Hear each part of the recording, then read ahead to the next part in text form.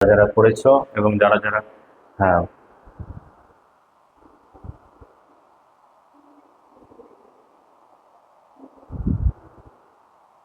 বর্ণ বিশ্লেষণের বর্ণ বিশ্লেষণটা আচ্ছা ঠিক আচ্ছা আচ্ছা ঠিক আছে, আমি স্যারকে বলে দেখি ওই ভয়েসটা একটু ইয়ে করা যায় না, মডিফাই। ঠিক আছে, বললে তো ঠিক আছে, ওই ক্লাসটা আমরা দেখতেছি। আজকে আমাদের ধ্বনি পরিবর্তনের রূপ। এর আগে আমরা ধ্বনি নিয়ে অনেক আলোচনা করেছি। আজকে আমাদের ধ্বনি পরিবর্তনের যে বিভিন্ন রূপগুলো হয় অর্থাৎ চেঞ্জগুলো হয় সেগুলো সম্পর্কে আমরা জানবো। দেখো, প্রথমেই দেখো ধ্বনি পরিবর্তনের রূপ। অ্যাকচুয়ালি ধ্বনি পরিবর্তনটা কি সেইটা আগে আমরা একটু ছোট্ট করে জেনে নিই। মানুষ কথা বলার সময় উচ্চারণ সহজ করার জন্য দ্রুত কথা বলার কারণে বা আঞ্চলিক প্রভাবের ফলে শব্দের মূল ধ্বনির যে পরিবর্তন ঘটায় তাকে আমরা ধ্বনি পরিবর্তন বলি। উদাহরণ যদি আমরা বলি তাহলে দেখবে রত্ন শব্দটির উচ্চারণ একটু কঠিন। মানুষ উচ্চারণ সহজ করার জন্য এই রত্ন কথাটাকে রতন বলে উচ্চারণ করে। এটাকেই বলা হয় ধ্বনি পরিবর্তন। মানে রত্ন ছিল, এটা উচ্চারণ করাটা একটু কঠিন, তাই আমরা উচ্চারণ সহজ করার জন্য এর মাঝখানে একটা অতিরিক্ত অ এনে একে রতন বলি। এটাই হচ্ছে আমাদের ধ্বনি পরিবর্তন। এই যে ধ্বনি পরিবর্তন, এই ধ্বনি পরিবর্তনের কতগুলো প্রধান কারণ রয়েছে সেগুলো একটু দেখে নাও। আমরা সংজ্ঞার মধ্যে যদিও দেখলাম যে সহজ উচ্চারণ করার জন্য, অথবা দ্রুত কথা বলার কারণে, অথবা আঞ্চলিক প্রভাবের কারণে, এই কারণগুলোই আমরা এখানে আবার তুলে ধরেছি। তোমরা প্রত্যেকেই একটু দেখো।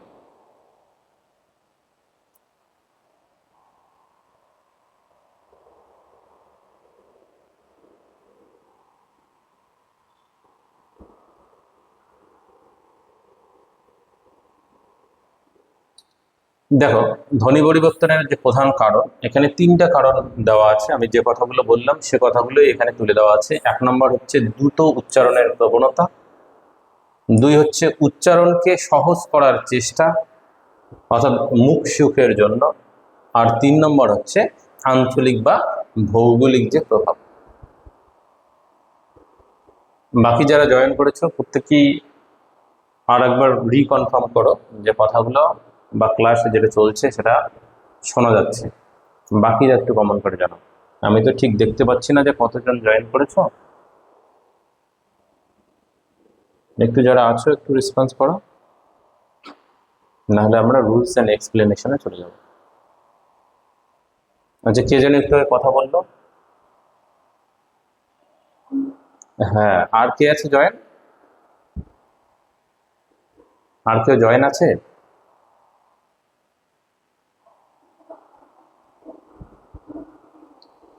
আচ্ছা আচ্ছা, 2 আদার্স দেখাচ্ছে, তার মানে স্যারের নাম্বার, এটা নাম্বার আছে। আর ঠিক আছে, তাহলে আর বাকি কেউ নেই। বাকিরা যারা নেই তারা রেকর্ডেড ক্লাস দেখে নেবে। ঠিক আছে, তাহলে আমরা ধ্বনি পরিবর্তনের কারণ দেখলাম। এবার আমরা তার কিছু রুলস এবং এক্সপ্লেনেশন আমরা দেখব। ধ্বনি পরিবর্তনের কিছু ম্যাজিক ট্রিক্স রয়েছে, সেগুলো আমরা একটু তাড়াতাড়ি দেখে নিই। আর এই ধ্বনি পরিবর্তন থেকে বিভিন্ন পরীক্ষায় আসে, এখান থেকে দুটো বলা যায়, মোটামুটি দুটো কমন থাকেই। দেখো, ট্রিক 1-এ দেখো স্বরভক্তি বা বিপ্রকর্ষ অর্থাৎ ভাওয়েল এফেন্থেসিস। যুক্তাক্ষর ভেঙে তার মাঝখানে একটি স্বরধ্বনি আনার নাম হচ্ছে, যুক্তাক্ষর ভেঙে তার মাঝখানে স্বরধ্বনি আনার যে নাম সেটাকে আমরা স্বরভক্তি বলি। স্বরভক্তির আরেকটি নাম হচ্ছে বিপ্রকর্ষ।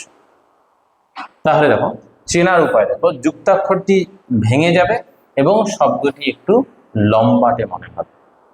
যেমন আমরা কিছুক্ষণ আগে বললাম যে রত্ন এবং রতন, রত্ন এবং রতন অনুরূপ। দেখো এখানে উদাহরণে আমাদের দেখা যাচ্ছে যে কর্ম, এইটা হচ্ছে একটা শব্দ।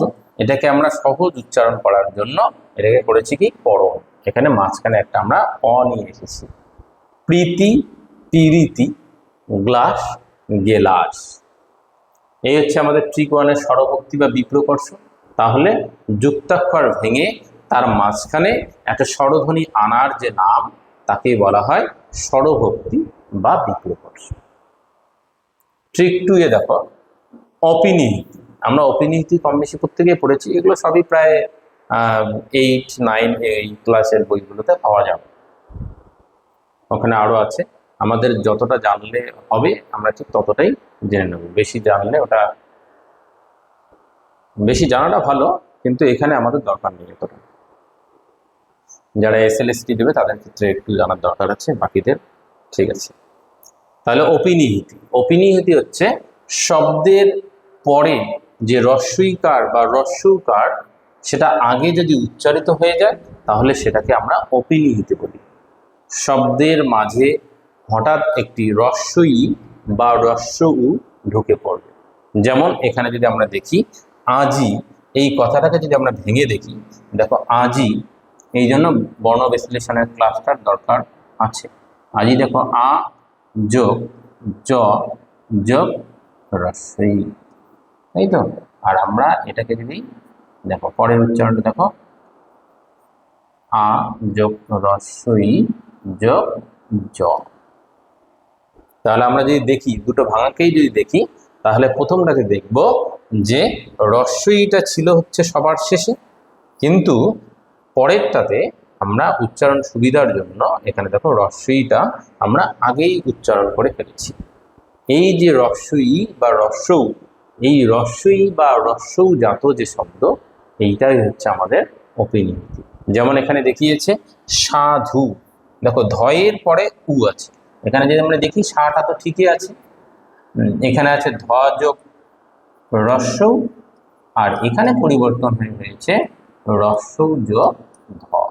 এই পরিবর্তনটাই হচ্ছে, এই যে রস্য এবং রস্যই জাত যে পরিবর্তন, এই পরিবর্তনটাই হচ্ছে অপিনিহিতি। যেমন এখানে লিখেছে বাক্য থেকে বাক্য, অনুরূপভাবে এই রস্যইটা। ক্লিয়ার দুটো জিনিস? তাহলে স্বরভক্তি বা বিপ্রকর্ষ হচ্ছে যুক্তাক্ষরকে ভেঙে শব্দটাকে একটু লম্বাটে করা, মাঝখানে একটা স্বরধ্বনি নিয়ে আসা। আর অপিনিহিত হচ্ছে শব্দের মধ্যে যে পরের বা শব্দের পরের যে রস্বইকার বা রস্বই বা রস্যকার আছে, সেগুলোকে আমরা যদি আগে উচ্চারণ করে ফেলি তাহলে তবে সেটা হবে অপিনিহিতি। এবার আমরা ট্রিক 3 তে যাচ্ছি। ট্রিক 3 হচ্ছে আমাদের অভিশ্রুতি। ট্রিক 3 হচ্ছে অভিশ্রুতি। অভিশ্রুতি তাহলে কি? অভিশ্রুতি বলছে অপিনিহিতির ফলে আসা যে রস্বই বা রস্যকার যখন আগের স্বরের সাথে মিলে গিয়ে স্বরের পরিবর্তন ঘটায়, তখন তাকে অভিশ্রুতি বলে। অর্থাৎ অভিশ্রুতি করতে গেলে তোমাকে আগে অপিনিহিতি জানতে হবে। তাহলে অপিনিহিতির যে পরের ধাপ, আমরা বলতে পারি যে অপিনিহিতির যে পরের ধাপ, সেটাই হচ্ছে অভিশ্রুতি। এটি চলিত বাংলার প্রধান বৈশিষ্ট্য।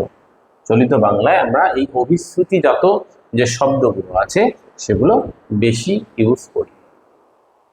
তাহলে চেনার উপায়, সাধু ভাষা থেকে চলিত ভাষায় রূপান্তর। সাধু ভাষা থেকে চলিত ভাষায় রূপান্তর করলে যেটা হবে সেটাই হচ্ছে অভিশ্রুতি। উদাহরণ একটু দেখে নেই। উদাহরণ হচ্ছে শুনিয়া, এই কথাটা আমরা জানি যে সাধু, কিন্তু শুনে এই কথাটা কিন্তু সাধু নয়। এইটা হচ্ছে চলিত বাংলা, যেটা সচরাচর আমরা পড়ি। এই যে শুনিয়া, শুনিয়া থেকে দেখো প্রথমে অপিনিহিতির ফলে এই যে ন যোগ রস্বই, বাকি সব একই আছে, ন যোগ রস্বই, এখানে হয়েছে রস্বই যোগ দন্ত ন। দেখো পরিবর্তন, ন যোগ রস্বই, তাহলে নয়ের পরে রস্বই উচ্চারণ হতো কিন্তু আগে উচ্চারণ হতো। এইটা হচ্ছে আমাদের অপিনিহিতি।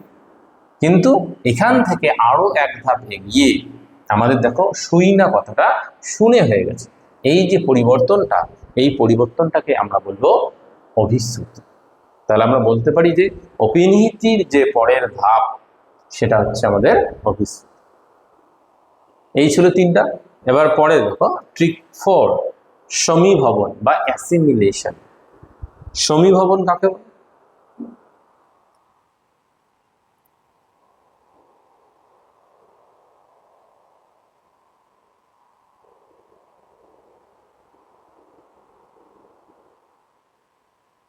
দেখো বলছে দুটি আলাদা ব্যঞ্জন বর্ণ যদি পাশাপাশি থাকে, দুটো আলাদা ব্যঞ্জন যদি পাশাপাশি থাকে, তাহলে আমরা কি করি? উচ্চারণের সুবিধার্থে তাদেরকে একই বর্ণে পরিণত করে নিই।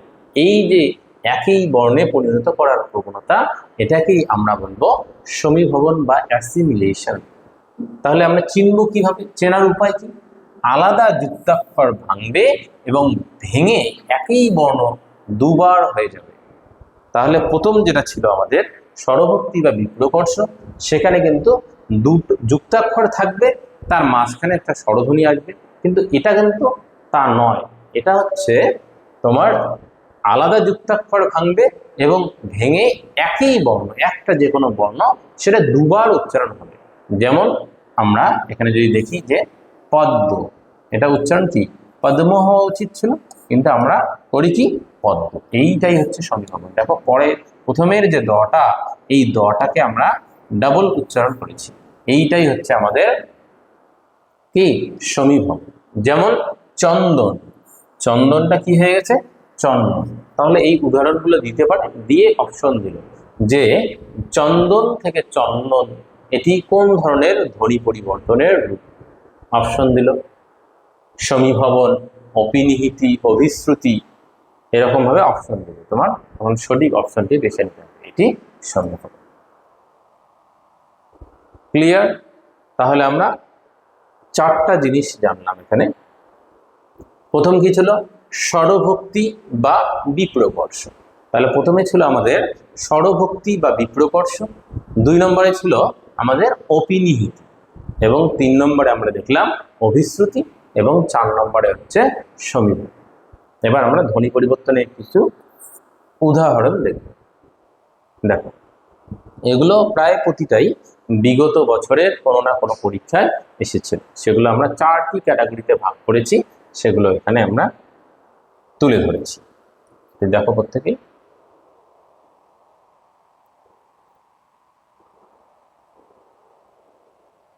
দেখো ক্যাটাগরি 1-এ দেখো স্বরাগম ও স্বরলোপ। স্বরাগম ও স্বরলোপ।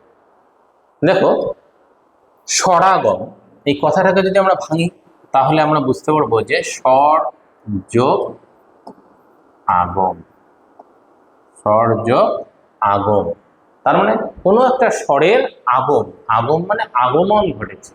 তাহলে কোনো একটা স্বরের যদি আগমন ঘটে, তাহলে সেটা হবে স্বরাগম। আর স্বরলোপ যদি দেখি, তাহলে এখানে স্বর যোগ লোপ হচ্ছে, তাহলে আমরা স্বর যোগ লোপে কি?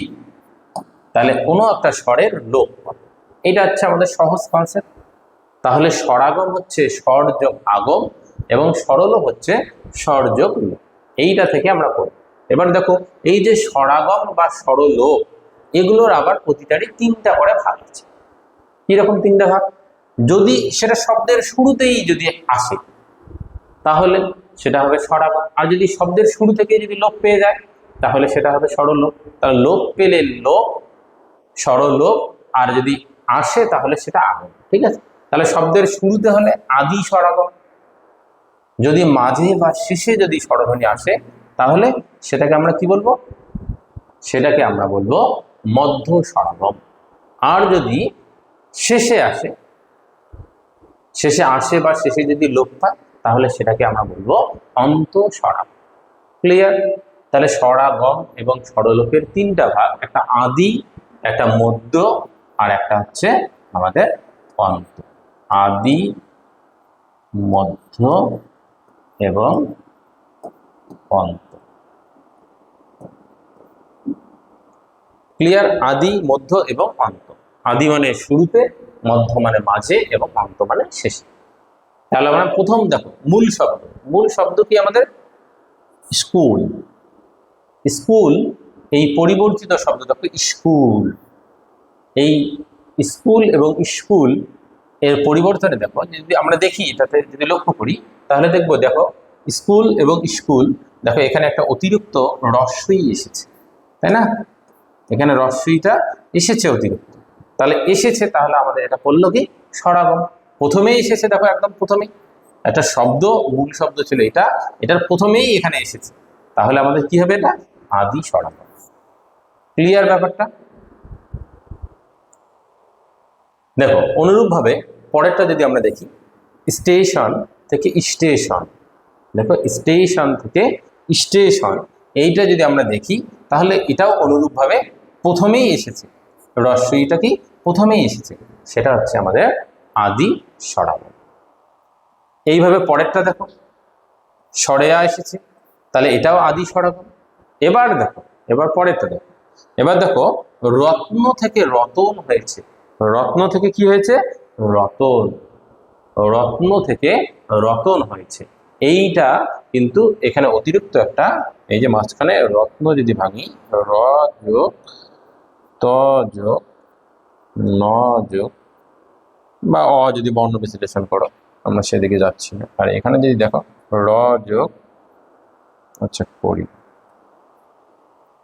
র যোগ অ যোগ ত যোগ অ যোগ ন যোগ, তাই না? তাহলে সবই একই আছে। এখানে কি অনুরূপ, দেখো এখানে এই যে র এবং ত এর মাঝখানে একটা অ এসেছে, এই যে স্বরধ্বনি, এটা মাঝখানে এসেছে, তাই এর নাম হচ্ছে মধ্য স্বরাগম। ভালো করে মনে রাখবেন, এই মধ্য স্বরাগমের আবার আলাদা আরো দুটো নাম আছে, যেটা আমরা পড়লাম স্বরভক্তি বা বিপ্রকর্ষ। তাহলে পরীক্ষায় আসতে পারে স্বরভক্তি বা বিপ্রকর্ষ এর অপর নাম কি, দিয়ে দিল আদি স্বরাগম, মধ্য স্বরাগম, অন্ত স্বরাগম, তাহলে আমাদের কি হবে উত্তর, মধ্য স্বরাগম। ক্লিয়ার? অনুরূপভাবে দেখো ধর্ম থেকে ধরো, তাহলে এটাও মধ্য স্বরাগম, তাহলে অপশনের মধ্যে মধ্য স্বরাগম থাকুক বা স্বরভক্তি থাকুক বা বিপ্রকর্ষ থাকুক, তিনটাই কি একই জিনিস।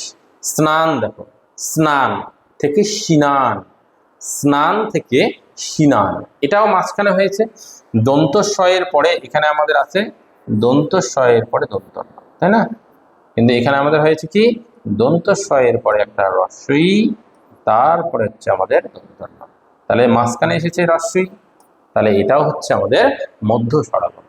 গ্লাস থেকে গেলাস, দেখো এটাও মধ্য স্বরাগম বা স্বরভক্তি, বা তুমি বলতে পারো এটা বিপ্রকর্ষ।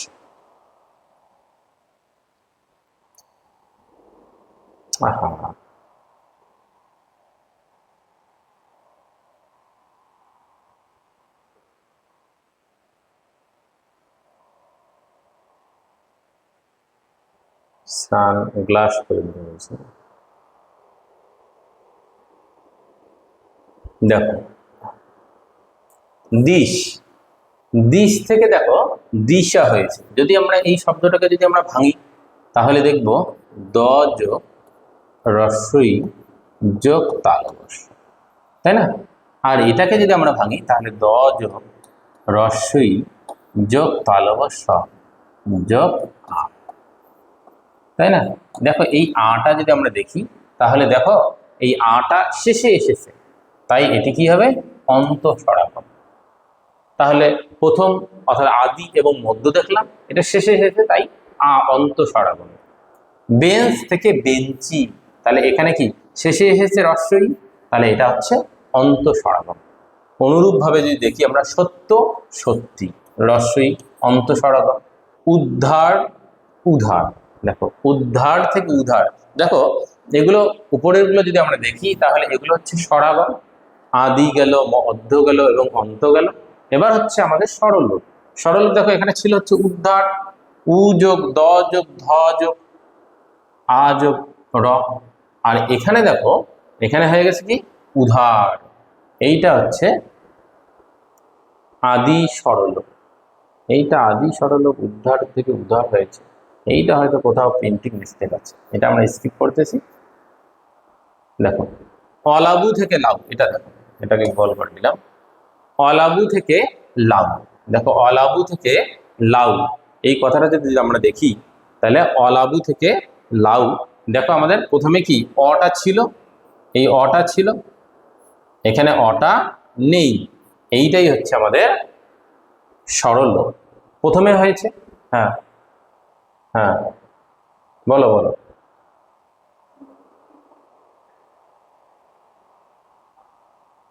এখন আসছে কি? এখন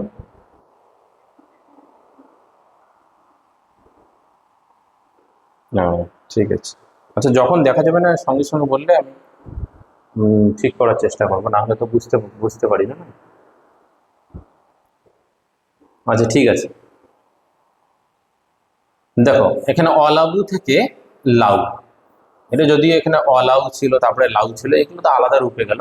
আমাদের অটা অ্যাকচুয়ালি আমাদের এখানে অটা কি হয়েছে, উড়ে গেছে, বিলুপ্ত হয়ে গেছে, লোপ পেয়ে গেছে।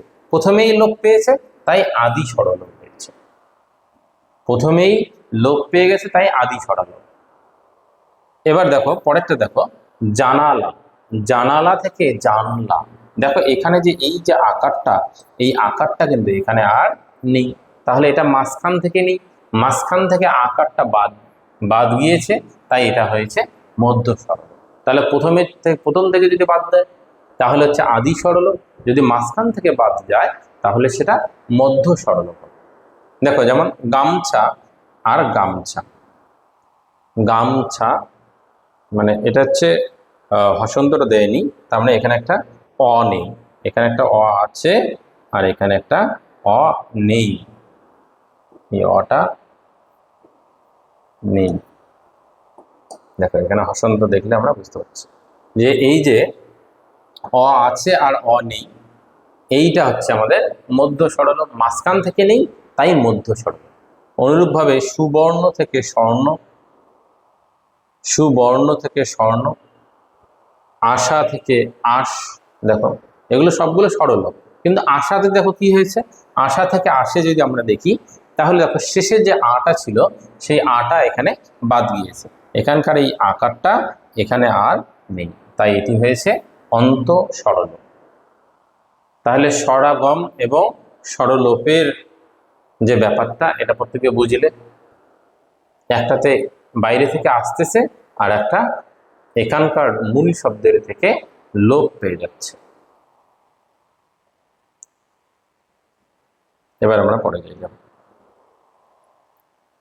দেখো যেমন আজি থেকে আজ, এখানে ছিল কি আজি। দেখো যদি এটাকে আমরা ভাঙিয়ে দেখি তাহলে এখানে দেখবো আজ জজ রস্যি, আর এখানে যদি আমরা ভাঙাই তাহলে আজ জ, তাহলে আমাদের শেষের থেকে লোপ পাইল তাই হবে অন্ত সরল, শেষের থেকে চলে গেছে তাই অন্ত সরল। পরে দেখো ফলাহার থেকে ফলার, দেখো এর আগের গুলো যদি আমরা লক্ষ্য করি তাহলে আমরা দেখব যে প্রতিটা স্বরলোপ বা স্বরাগমকে দেখবে যে স্বরধ্বনি আছে, স্বরধ্বনি ছিল তাই ওটা স্বরলোপ হয়েছে। এবার যদি স্বরধ্বনি না লোপ হয়ে যদি ব্যঞ্জন ধ্বনি লোপ হয় তাহলে তখন কিন্তু আমরা সেটাকে আর স্বরলোপ বলতে পারবো না, তখন সেটাকে আমরা বলবো কি ব্যঞ্জনালোপ বা ব্যঞ্জন লোপ। যেমন এখানে দেখো যদি ফলাহার আর ফলার দেখি, এই যে এখানে আমাদের যে হটা, হ একটা ব্যঞ্জন ধ্বনি, এই ব্যঞ্জন ধ্বনিটা লোপ পেয়েছে মাঝখান থেকে তাই আমাদের মধ্য ব্যঞ্জনা লোপ। তাহলে ব্যঞ্জন ধ্বনি লোপ পেলে সেটা ব্যঞ্জনা লোপ হবে, আর স্বরধ্বনি লোপ পেলে সেটা স্বরলোপ। অনুরূপভাবে যদি দেখি যে পুরোহিত থেকে পুরুত, পুরোহিত থেকে পুরুত, এটা আমাদের মধ্য ব্যঞ্জনা লোপ। কেন? এখানে মাঝখান থেকে যে হটা ছিল সেই হটা আর এখানে নেই, তাই এটা মধ্য ব্যঞ্জনা লোপ। এটা দেখো শ্রীগাল, বানানটা ভুল লিখেছে, শ্রীগাল, শ্রীগাল থেকে শিয়াল, শ্রীগাল থেকে শিয়াল, এখানে যদি দেখি তাহলে মাঝখানে আমাদের কি লোপ পেয়েছে, এই যে গটা, এটা যদিও অন্তস্থ আছে শ্রুতি কিন্তু এখানে মাঝখানের গটা লোপ পেয়েছে, মাঝখানে যে ব্যঞ্জন ধ্বনিটা সেটা লোপ পেয়েছে, তাই এটা হচ্ছে আমাদের মধ্য ব্যঞ্জনা লোপ। এগুলো গেল লোপ এবং আগমের ব্যাপার। এবার আমরা পরে যেটা আর একটা ইম্পর্টেন্ট জিনিস সেটা দেখি। দেখো বড় দাদা থেকে বড়দা, বড় দাদা থাকে বড়দা, এটা বানানটা বড়দা, এরকম বড় দাদা থেকে বড়দা, এইটাকে আমরা কিন্তু দেখো এখানে দুটো একই ধ্বনি বা বর্ণ আছে, দ আছে দ আছে, এই দুটোর মধ্যে থেকে আমরা একটাকে কি এখানে এসে লোপ করে দিয়েছি, দাদাকে দাদা না বলে আর দা বলেছি, এইটা আমরা কেটে দিয়েছি, বাদ দিয়েছি, তাই এটাকে বলা হয় সমাক্ষর লোপ বা কাকপদ। সমাক্ষর লোপ কেন? সমান অক্ষর দুটোই, দেখো দা ছিল দা ছিল, দুটোর মধ্যে আমরা একটাকে বাদ দিয়েছি একই, তাই এটার নাম হচ্ছে সমাক্ষর লোপ। পরে দেখো নবদ্বীপ থেকে নদে, ঠাকুর দাদা থেকে ঠাকুরদা, স্নান থেকে, আচ্ছা এটা না, নবদ্বীপ থেকে নদে, আবার ঠাকুর দাদা থেকে ঠাকুরদা, এটা যদি দেখি তাহলে এই দুটোতেও সমাক্ষর লোপ হয়েছে। নবদ্বীপ দ দ বলতেছি কিন্তু এখানে একটা দয়ের উচ্চারণ করতেছি, আবার ঠাকুর দাদাতে দাদা বলতেছি কিন্তু এখানে আমরা একটা দায়ের উচ্চারণ করতেছি আর একটাকে বাদ দিচ্ছি, এই হচ্ছে আমাদের সমাক্ষর লোপ।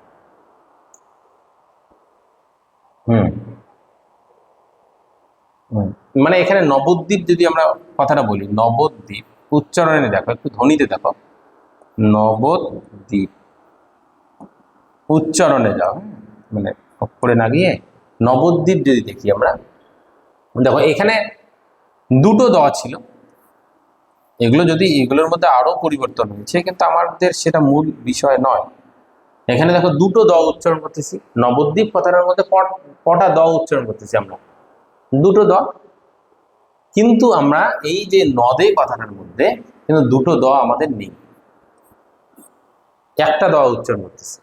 যদি এটা আমি দেখবো নবদ্বীপের এরকম কোনো রূপ আছে কি নেই, এটা আপাতত এখন আমার মনে পড়ছে না, স্যার কোথার থেকে তুলেছে, কিন্তু এখানে আমার সাময়িকভাবে যেটা মনে হচ্ছে, হ্যাঁ হ্যাঁ বলো, হুম হুম হুম হুম হুম হুম, হ্যাঁ হ্যাঁ হুম।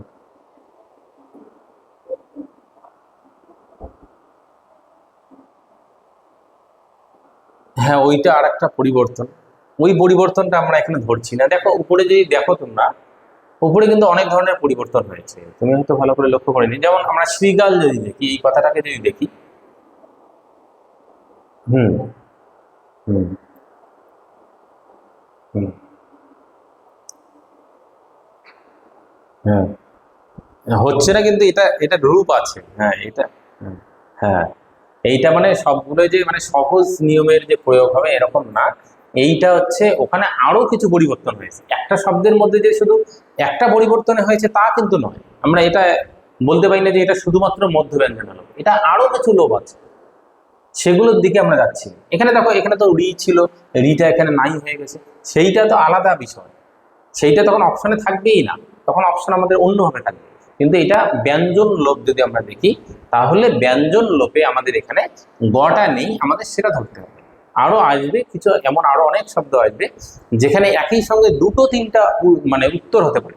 যেমন আমরা যদি করি যে 5 সংখ্যাটা, 5 সংখ্যাটাকে 2+3 = 5 করতে পারি, আবার 1+4 = 5, উত্তর কিন্তু একই, কিন্তু উত্তর একই কিন্তু প্রশ্নগুলো আলাদা হচ্ছে, এরকম টাইপেরই কিছু শব্দ এগুলো। এখানে একটার মধ্যে অনেকগুলো পরিবর্তন হতে পারে, কিন্তু এখানে আমরা মূল পরিবর্তনটাকে ধরে ধরে আমরা মাত্র ব্যঞ্জনা লোপ বা সমাক্ষর লোপটাকে বুঝতেছি। ক্লিয়ার হলো? মানে এখানে আরো অনেক পরিবর্তন আছে, কিন্তু যেগুলো যেহেতু সেগুলো আমাদের আলোচনার বিষয় নয়, তাহলে সেজন্য আমরা ওইদিকে যাচ্ছি না। হ্যাঁ এবার যখন আসবে একটা শব্দের মধ্যে যখন মানে ডিটেলস আসবে যে এখানে আরো কি কি পরিবর্তন আছে, সেগুলো তখন আবার আলোচনা হবে। যেহেতু এতটা আমাদের আলোচনার বিষয় নয়, তাহলে আমরা এসএলএসটি তে ঢুকে যাব।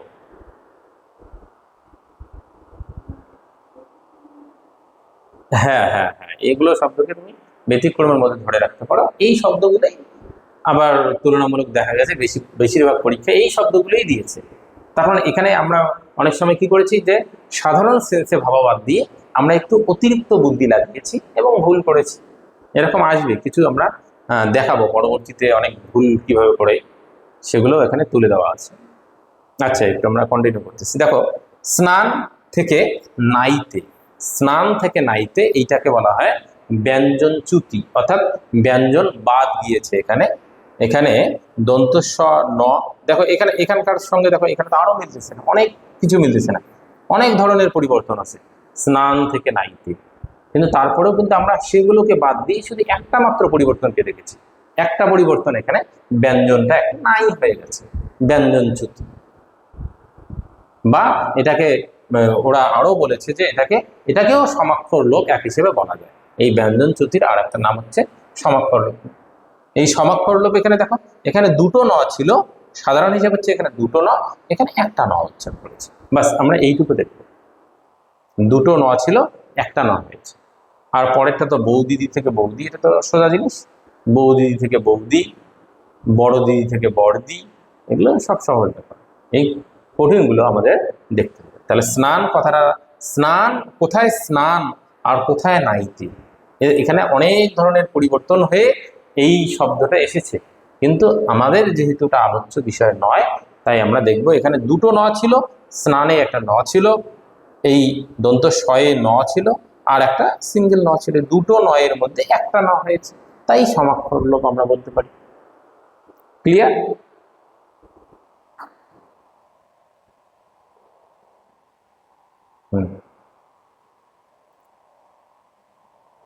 দেখো, ক্যাটাগরি 2 তে যদি আমরা দেখি, যে ক্যাটাগরি 2 তে দেখো অপিনিহিতি এবং অভিশ্রুতি, এখান থেকে প্রচুর প্রশ্ন হয়। অপিনিহিতি ও অভিশ্রুতি, দেখো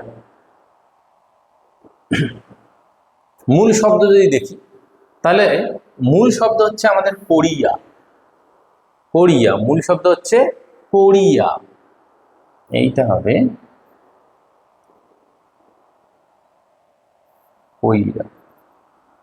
মূল শব্দ হচ্ছে কি পড়িয়া, এই কোরিয়া থেকে কইরা,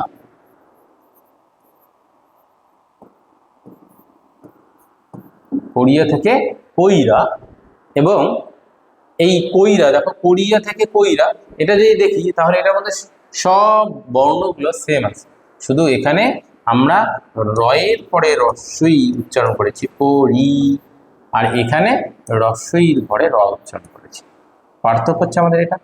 তাহলে আগে রস্যই বা রস্য, তাই এটা হচ্ছে অপিনিয়ন। কিন্তু অভিশ্রুতিতে কি হচ্ছে, অভিশ্রুতি হচ্ছে একেবারে চলিত রূপ, সহজভাবে মনে রাখতে পারো, এটা চলিত রূপ। দেখো করিয়া থেকে কইরা থেকে একেবারে হয়ে গেছে আমাদের কি করে, এই করেটা হচ্ছে আমাদের অভিশ্রুতি। তাহলে যদি পরীক্ষা করে দিয়ে বলে এটা অভিনীতি না অভিশ্রুতি, তাহলে আমরা লিখবো অভিশ্রুতি। কিন্তু যদি কইরা দেয়, করিয়া থেকে কইরা এতটুকু দিয়ে বাদ দেবো, তাহলে আমরা বলবো অভিনীতি। আর যদি করিয়া থেকে কইরা থেকে করে, বা ডিরেক্ট এরকম এরকম অনেক পরীক্ষায় দেখা গেছে যে করিয়া থেকে একবারেই পরে এই লেখাটা দিয়েছে ওরা গ্রেটার দ্যান দিয়ে, এবং বলেছে এখানে কি পরিবর্তন হয়েছে, তাহলেও কিন্তু আমরা সেটা একবারই অভিশ্রুতি বলি। আবার দেখো অনুরূপভাবে শুনিয়া থেকে শুই না, এতটুকু থাকলে অপিনিহিত, কিন্তু যদি শুনিয়া থেকে শুনে বা শুনিয়া থেকে শুই না শুনে এরকম যদি থাকে, তাহলে আমরা তখন সেটাকে বলবো অভিশ্রুতি। অনুরূপভাবে রাখিয়া রাইখা রেখে, বলিয়া বইলা বলে, মারিয়া মাইরা মেরে, আজি আইজ আজ, দেখো আজি আজি আইজ আজ, রাতি রাইত রাত, কালি কাইল কাল, এগুলো সবগুলোই যদি আমরা দেখি, তাহলে প্রথমটা হচ্ছে অপিনিহিতি, অর্থাৎ অপিনিহিতি হচ্ছে মাঝের ধাপ, আর অভিশ্রুতি হচ্ছে একেবারে অপিনিহিতির যে পরের ধাপ। কিন্তু এখানে যে কোনো একটা শব্দের, কোনো একটা মূল শব্দের অপিনিহিতি আছে জন্য যে তার অভিশ্রুতি হবে, এরকম কোনো শর্ত কিন্তু নেই। অভিনীতি থাকলেই অভিশ্রুতি হবে তার কোনো গ্যারান্টি নেই, অভিশ্রুতি হলেই হবে, না হলে নেই। দেখো যেমন এখানে করেছে ওরা কি সাধু, সাধু থেকে সাউথ, সাধু থেকে সাউথ, শুধু এই যে এই দেখো এই একটা শব্দ, এই শব্দটার কিন্তু কোনো অভিশ্রুতি হয়নি। সাধু সাউথ আর অভিশ্রুতিতে আর এরকম আমরা কোনো শব্দ পাই না, আমরা সাধুই বলি, চলিত বাংলায় আমরা সাধুকে সাধুই বলি। তাহলে চলিত বাংলায় আমরা কি পড়ি, সাধু পড়ি। তাহলে এরকম আমরা কোনো যুক্তি লাগাতে পারবো না যে যার অপিনিহিতি আছে তার অভিশ্রুতিও থাকতে হবে, এরকম আবশ্যকতা নেই। পরে দেখো মাছুয়া থেকে মাউছুয়া, দেখো রস্যউ জাত, এই রস্যটা কি ছয়ের পরে উচ্চারণ হতো, কিন্তু তার আগেই হয়ে গেছে। এইটা হচ্ছে আমাদের মাছুয়া থেকে মাউছুয়া থেকে মেছো, তাহলে মেছোটা হচ্ছে অভিশ্রুতি আর মাউছুয়াটা হচ্ছে আমাদের কি অপিনিহিতি। গাছুয়া থেকে গাউছুয়া থেকে গেছো, কন্যা থেকে কন্যা থেকে কনে, আবার বাক্য থেকে বাক্য, এটার কিন্তু আর অভিশ্রুতি হচ্ছে না, বাক্যকে আমরা বাক্যই বলি চলিত বাক্য। আবার সত্য থেকে সৈত্য থেকে সত্যি, দেখো এইটা হচ্ছে আবার অভিশ্রুতি। সত্য, সৈত্য আর সত্যি, সত্যটা কিন্তু সাধু ভাষা, কিন্তু সত্যিটা কিন্তু চলিত বাংলা। ক্লিয়ার?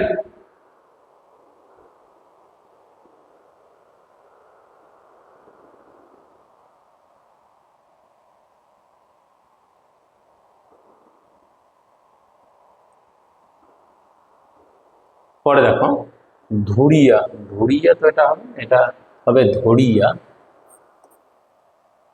ধরিয়া থেকে ধৈরা, ধরিয়া থেকে ধৈরা থেকে ধরে, জালিয়া থেকে জাইল্লা থেকে জেলে, দেখিয়া থেকে দেখা থেকে দেখে। এগুলোর আরো এক্সপ্লেনেশন দিতে হবে, যদি তোমাদের দরকার হয় বলো, একই জন্য কিন্তু আমি ব্যাপারগুলোকে স্কিপ করতেছি। লিখিয়া থেকে লিখা থেকে লেখে, ভাসিয়া থেকে ভাইসা থেকে ভেসে। যদি কোনো এখানকার কোনো শব্দের যদি সেই এক্সপ্লেনেশন দরকার হয়, তোমরা মাইকটা আনমিউট করে আমাকে বলতে পারো, বলে দেবে, ঠিক আছে। কাদিয়া থেকে কায়দা, তাহলে এখানে রস্যইটা দ যোগ রস্যই ছিল, আমাদের এখানে রস্যই যোগ দ বলেছি, তাই এখানে আমাদের এটা অপিনিহিত হয়েছে। আর পরেরটা কেদে।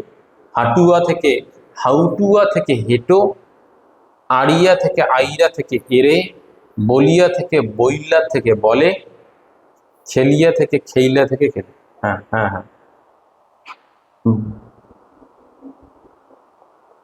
হুম হুম। মধ্য স্বরাগমে, হ্যাঁ অবশ্যই হবে, কেন হবে না? হুম হুম হুম, একদম ঠিক ধরেছ, একদম। হ্যাঁ, এইটা যে শুধু অপিনিহিতে হবে তার কোনো ব্যাপার নেই, এইটা আবার আমাদের একই সঙ্গে মধ্য স্বরাগম, তার মানে একটা প্রশ্নের অনেকগুলো উত্তর হতে পারে। ঠিক আছে, ভালো ধরেছ। তারপর খেলিয়া থেকে খেইলা থেকে খেলে, নাচিয়া থেকে নাইচা থেকে নেচে। যদি শর্তগুলো পালন করে তাহলে সেটা তার মধ্যে হবে, অন্তর্ভুক্ত হবে। যদি শর্ত না পালন করে তাহলে আমরা হবে না। আমরা পরে এবার যাচ্ছি, উপরেরটা গেল আমাদের অপিনিহিতি এবং অভিশ্রুতি। এবার আমরা পরে ক্যাটাগরি 3-তে দেখি সমীভবন ও বিসমীভবন। সমীভবন ও বিসমীভবন। সমীভবন মানে হচ্ছে আলাদা ব্যঞ্জন এক হয়ে যাওয়া, আমরা দেখলাম আলাদা ব্যঞ্জন এক হয়ে যাওয়া, কিন্তু বিষমীভবন মানে হচ্ছে একই ব্যঞ্জন আলাদা হয়ে যাওয়া। দেখো, সমীভবন মানে হচ্ছে আলাদা ব্যঞ্জন এক হয়ে যাওয়া, আর বিষমীভবন মানে হচ্ছে একই ব্যঞ্জন আলাদা হয়ে যাওয়া। এখানে আমরা দেখব কোনটা সমীভবন আর কোনটা বিষমীভবন। এবার সমীভবনে একটু জেনে নেই যে সমীভবন আবার 3 ধরনের। সমীভবনকে আবার 3 ভাগে ভাগ করা যায়। একটাকে বলা হয়, এখানে দেখো উদাহরণ বলে দেখো, প্রগত সমীভবন। পরে দেখো পরাগত সমীভবন, এবং প্রগত, পরাগত এবং অন্যান্য সমীভবন। এটার উদাহরণ এখানে আছে কি নেই দেখব। প্রগত সমীভবন এবং পরাগত সমীভবন, এই দুটোই বেশি আসে। দেখো প্রগত সমীভবন কোনটা হবে, দেখো দেখো এখানে দেখো মূল শব্দে আছে হচ্ছে পদ্ম, অর্থাৎ আমরা উচ্চারণ করছি পদ্ম। এটা যদি দেখি তাহলে দেখব এটা প্রগত সমীভবন। কেন? এর ট্রিক হচ্ছে আগের প্রভাবে পরেরটা চেঞ্জ হচ্ছে। তাহলে এখানে ছিল দয় ময়, দ যোগ ম ছিল, আমাদের উচ্চারণ করলাম কি দয় দ, তাহলে প্রথমটাকে আমরা ঠিক রাখছি। প্রথমটা যদি ঠিক থাকে, প্রথমটার প্রভাবে যদি পরেরটা পরিবর্তন হয়ে যায় তাহলে সেটা হবে প্রথম।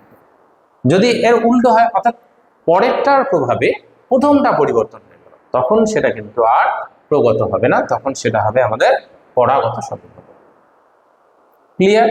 যেমন চন্দন থেকে চন্দন, দেখো দন্তন্য প্রথমে ছিল দন্তন্য, এই দন্তন্যটা দকে পরিবর্তন ঘটিয়ে এখানে দুটো ন হয়েছে, অর্থাৎ প্রগত সমীভবন হয়েছে। ধর্ম থেকে ধম্ম, তৎ জন্য থেকে তজ্জন্য, এইটা দেখো তৎ যোগ জন্য থেকে তজ্জন্য, এইটা কিন্তু আবার আমাদের পরাগত সমীভবন। কিরকম করে?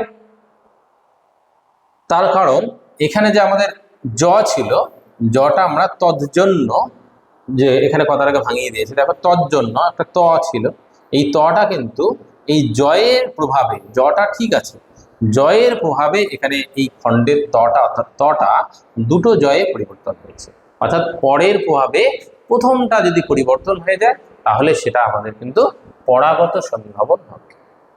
যেমন মহোৎসব থেকে মৎস্য, মহোৎসব থেকে মৎস্য, এইটা হচ্ছে পরাগত সমীভবন।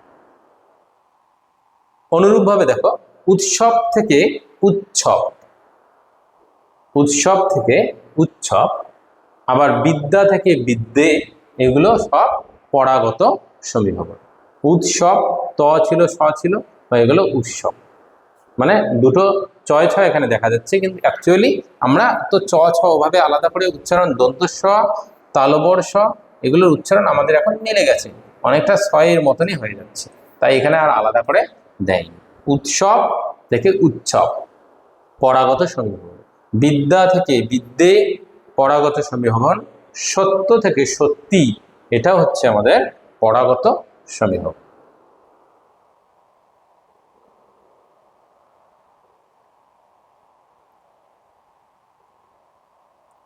দেখো শরীর থেকে শরীর, দেখো এটা ভেরি ভেরি ইম্পর্টেন্ট স্যার করেছে, যে শরীর থেকে শরীর, এইটা কিন্তু সমীভবন। দেখো এটা সমীভবন কিন্তু হচ্ছে না, এইটা কি হচ্ছে, এটা হচ্ছে বিষমীভবন। দেখো শরীর দুটো একই জিনিস ছিল, এখানে দেখো একটা পরিবর্তন হয়েছে, বিষমী হয়েছে, সমী না হয়ে এক না হয়ে একদম আলাদা হয়ে গেছে, এইটা হচ্ছে দুটির একটি ল হলো, দুটির দেখো দুটি রয়ের একটি ল হলো, শরীর থেকে আমাদের শরীর হয়েছে, আমরা বলি কি শরীর, তাহলে এইটা হচ্ছে আমাদের বিষমীভবন। আবার যদি লাল থেকে নাল, আবার তরোয়াল থেকে তলোয়ার, আচ্ছা এটা আলাদা জিনিস, শরীর থেকে শরীর এবং লাল থেকে নাল, এই দুটোই কি বিষমীভবন, কারণ লয়ের উপরেরটাতে যদি আমরা দেখি তাহলে দুটি রয়ের একটি ল হয়েছে, এবং পরেরটাতে যদি দেখি তাহলে দুটি লয়ের একটি দন্ত না হয়েছে, তাহলে এইটাকে আমরা বলবো বিষমীভবন। তাহলে যদি এক করে দেই তাহলে সেটা সমীভবন, সমীভবনের তিনটি ভাগ, প্রগত পরাগত এবং অন্যান্য, আর বিষমীভবন হচ্ছে দুটো একই জিনিসের একটা পরিবর্তন হয়ে অন্য একটা বর্ণে বা ধ্বনিতে পরিণত। আবার পরে দেখো, পরের হচ্ছে আমাদের, দেখো মূল শব্দ হচ্ছে তরোয়াল, আমরা বলি তলোয়ার, এইটাকে বলা হয় আবার ধ্বনি বিপর্যয়, বা অনেকে বলে ধ্বনি বিপর্যাস, বা বলা হয় স্থান বিনিময়, তার আরেকটা নাম হচ্ছে ধ্বনি বিপর্যাস, ধ্বনি বিপর্যাস বা ধ্বনি বিপর্যয়, বা এরা কি করে, এদের কাজ হচ্ছে স্থান বিনিময় করা। যেমন এখানে দেখো তরোয়াল আর তলোয়ার, তলোয়ার, এখানে দেখো ল আর ও অন্তস্থ, এখানে দেখো পরিবর্তন হয়ে, দেখো জায়গাগুলো, এখানে কিছু বর্ণের জায়গা এখানে দেখো পরিবর্তন হয়, ওটা পারস্পরিক স্থান বিনিময় করে, সেটা একটা শব্দে পরিণত হয়েছে, তরোয়াল থেকে তলোয়ার। আবার দেখো পিশাচ থেকে পিচাস, এগুলো এ দুটোই হচ্ছে আমাদের ধ্বনি বিপর্যয়। ধ্বনি বিপর্যয়ে কি হবে, স্থানগুলো বিনিময় হবে। ক্লিয়ার? দেখো ধ্বনি বিপর্যয়ের আরো অনেক উদাহরণ এখানে আছে। দেখো যেমন রিক্সা, রিক্সা থেকে আমরা বলি রিস্কা, রিক্সা। দেখো এখানে র যদি দেখি র ক দন্তস্ব আছে, আর এখানেও আছে হচ্ছে র দন্তস্ব এবং ক, র দন্তস্ব ক, র দন্তস্ব ক, ঠিক আছে। তাহলে এরা পারস্পরিক স্থান বিনিময় করে, তাহলে স্থান বিনিময় হলে ধ্বনি বিপর্যয় বলবে বা বিপর্যাস বলবে। যেমন বাক্স থেকে বাস্ক, মুকুট থেকে মুটুক, রথ থেকে দহ, লাফ থেকে ফাল, দেশি থেকে দিশি, এটা আবার আলাদা পরিবর্তন। তাহলে আমাদের এই সবগুলো হচ্ছে লাফ পর্যন্ত, লাফ আর ফাল এটা হচ্ছে ধ্বনি বিপর্যয়ের মধ্যে পড়ে। এবার আমরা পরের দেখি, পরের হচ্ছে দেশি।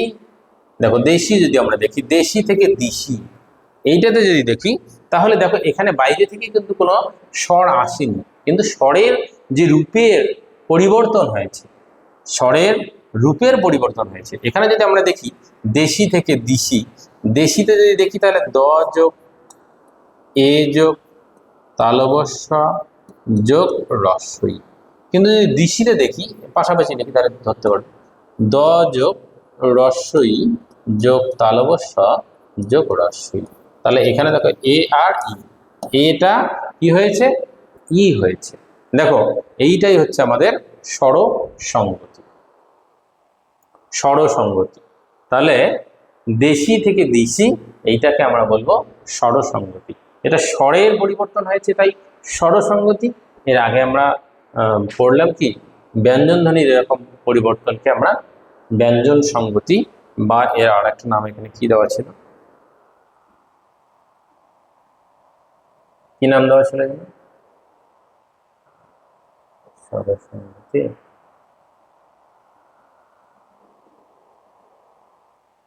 আচ্ছা এটা ক্লাসে ছিল,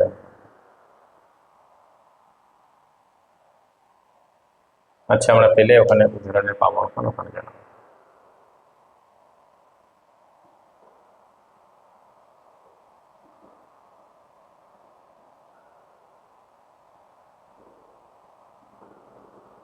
তাহলে আমাদের স্বরসঙ্গতি দেখো, তাহলে এই যে স্বরসঙ্গতি, স্বরসঙ্গতি হচ্ছে আমাদের দেখো যদি স্বরসঙ্গতি হচ্ছে যেমন দ যোগ, এটাকে ভেঙে দেখিয়ে দিলাম, দেশি থেকে দিশি এটা হচ্ছে স্বরসঙ্গতি, অর্থাৎ এখানে স্বরের পরিবর্তন হয়েছে, কোনো বাইরে থেকে কোনো ধ্বনি এখানে আসেনি, যদি আসতো তাহলে আবার স্বরাগম হতো।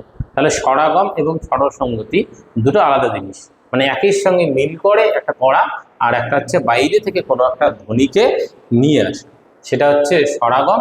আর যদি সঙ্গতি বজায় রেখে যদি করা হয় সেটাকে স্বরসঙ্গতি বলে। স্বর আছে তাই স্বরসঙ্গতি। যেমন বিলাতি থেকে বিলিতি, তুলা থেকে তুলো, মূলা থেকে মূলো, শিকা থেকে শিকে। দেখো আকারটা ওকার হয়ে গেছে, আবার এখানে আকারটা ইকার হয়ে গেছে, আবার এখানে আকারটা একার হয়ে গেছে। এই স্বরসঙ্গতিরও তিনটা ভাগ আছে, একটা প্রগত, একটা পরাগত, আর একটা অন্যান্য বা মধ্য সঙ্গতি বলে। তাহলে প্রথমেরটা যদি আগের প্রভাবে যদি পরেরটা পরিবর্তন হয়, আগের প্রভাবে যদি পরেরটা পরিবর্তন হয় তাহলে ওটা প্রগত বলবো, পরেরটার প্রভাবে তাহলে পরাগত বা মধ্যগত আমরা বলতে পারি। ওগুলো যদি ভাগ আসে তাহলে আমরা দেখবো এখানে। পরে দেখো যেমন ধোয়া থেকে ধোঁয়া থেকে ধোয়া, আবার উর্নি থেকে অর্নি, উ আছে উটা ওয়ে রূপান্তরিত হয়েছে স্বরসঙ্গতিটা। পূজা থেকে পুজো, এটাও স্বরসঙ্গতি। ক্লিয়ার? ক্যাটাগরি 4-এ আমরা যদি দেখি তাহলে ক্যাটাগরি 4-এ দেখবো যে কিছু বিভ্রান্তিকর প্রশ্ন যেগুলো বারবার এসেছে এবং অনেক বিভ্রান্তি এখানে তৈরি হয়েছে, অনেক ধরনের প্রশ্ন চ্যালেঞ্জ হয়েছে এবং পরবর্তীতে ছাত্রছাত্রীরা নাম্বার পেয়েছিল। বিভ্রান্তিকর কিছু শব্দ দেখো, মূল শব্দ হচ্ছে বৌদিদি থেকে বৌদি, এইটা তো সহজ, কোন নিয়মের উদাহরণ, এটা সমাক্ষর লোক। কিন্তু দেখো এটা দেখো কপাট থেকে কবাট, কপাট থেকে কবাট, এইটা হচ্ছে ঘোষী ভবন, একটা ঘোষ ধ্বনি, একটা অঘোষ ধ্বনি। আমরা ঘোষ ধ্বনি অঘোষ ধ্বনির ক্লাস করিয়েছিলাম। ঘোষ ধ্বনি অঘোষ ধ্বনি, ধ্বনির যে রূপের যে চ্যাপ্টারটা সেখানে যদি আমরা দেখি, আমরা লিস্ট করে দিয়েছিলাম যে প্রথম যে 5টা বর্গের মধ্যে প্রথম যে দুটো বর্গ, সে দুটো বর্গকে বলা হয় অঘোষ ধ্বনি, এবং পরের যে বর্গগুলো আছে সেগুলো হচ্ছে ঘোষ ধ্বনি। যেমন যদি আমরা বলি পটা হচ্ছে অঘোষ, দেখো এখানে ছিল প, এই পটা এখানে রূপান্তরিত হয়ে ব ধ্বনি হয়েছে, এইটাকে বলা হয় একটা অঘোষ ধ্বনি। যদি ঘোষ ধ্বনিতে পরিণত হয় তাহলে সেটাকে আমরা বলবো ঘোষী ভব। কিন্তু যদি এর উল্টো হয়, অর্থাৎ একটা ঘোষ ধ্বনি যদি অঘোষে পরিণত হয় তাহলে সেটাকে আমরা বলবো অঘোষী ভব। ক্লিয়ার?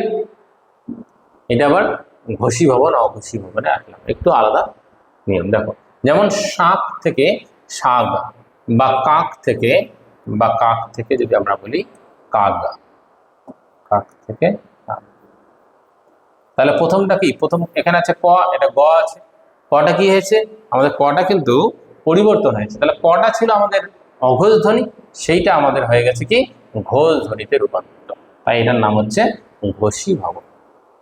আবার দেখো ডাঁশ থেকে ডাঁশ, ডাঁশ থেকে ডাঁশ, এটা কিন্তু তালব্ধি ভবন হয়েছে। দেখো এটা হচ্ছে দন্তস্ব ছিল, আর সেই ধ্বনিটা পরিবর্তন হয়ে এখানে তালবস্য হয়েছে, তাই এটার নাম হচ্ছে তালব্ধি ভবন। ঠিক আছে? এগুলো যেগুলো নিয়মের একটু বাইরে সেগুলো তোমরা যে মুখস্থ করে নেবে। তারপর দেখো বড্ড থেকে বড়ই, এইটা হচ্ছে আমাদের অঘোষী ভবন, এটাও অঘোষী ভবন। এখানে কি ঘোষ ধ্বনি অঘোষে পরিণত হয়েছে। আবার দেখো ফাল্গুন থেকে ফাগুন, এটা মাঝখান থেকে ল বাদ গিয়েছে, তাই এটার নাম হচ্ছে অন্তর্হতি। ফাল্গুন থেকে ফাগুন, এগুলো ব্যতিক্রম নিয়ম, এগুলো খুব কম আসে, দেখে নেবে, তবু মুখস্থ করে নেবে। আর ফাল্গুন থেকে ফাগুন, এটা মাঝখান থেকে ল বাদ গেছে, তাই এটার নাম হচ্ছে অন্তর্হতি। এবং ফলাহার থেকে ফলার, এটা পূর্বের আর একটা উদাহরণে আমরা দেখলাম, সেটাও হয়, এটাও অন্তর্হতি, বা আমরা বলতে পারি যেটা হচ্ছে ব্যঞ্জনালব। কি ব্যঞ্জনালব? মধ্য ব্যঞ্জনালব। তাহলে অন্তর্হতি বা মধ্য ব্যঞ্জনালব, এটাকেও তোমরা মধ্য ব্যঞ্জনালব বলতে পারো। এখানে আমাদের হটা উড়ে গেছে, এখানে আমাদের লটা উড়ে গেছে, তাহলে এটাকে আমরা মধ্য ব্যঞ্জনালব বলতে পারি। কিন্তু দুটো অপশন কিন্তু আসবে না, যখন একই অপশন তখন আবার এরকম করে আসতে পারে, এটা অন্তর্হতি সমীভবন, নাকি তোমার হচ্ছে ব্যঞ্জনালব, না 4 নম্বর দিল যে ক এবং খ উভয়ই, তখন আমরা ক খ উভয়ই লিখব। তাহলে এইটা আমাদের জানা না থাকলে আবার হবে না, তাই আমরা এটা একটু নামটা মনে রাখি, অন্তর্হতি। পরে দেখো ফাঁকি থেকে ফাঁক, এইটা আমাদের অন্ত স্বরল, যে শেষের যে স্বরধ্বনিটা আছে রস্বই, সেটা লোপ পেয়েছে।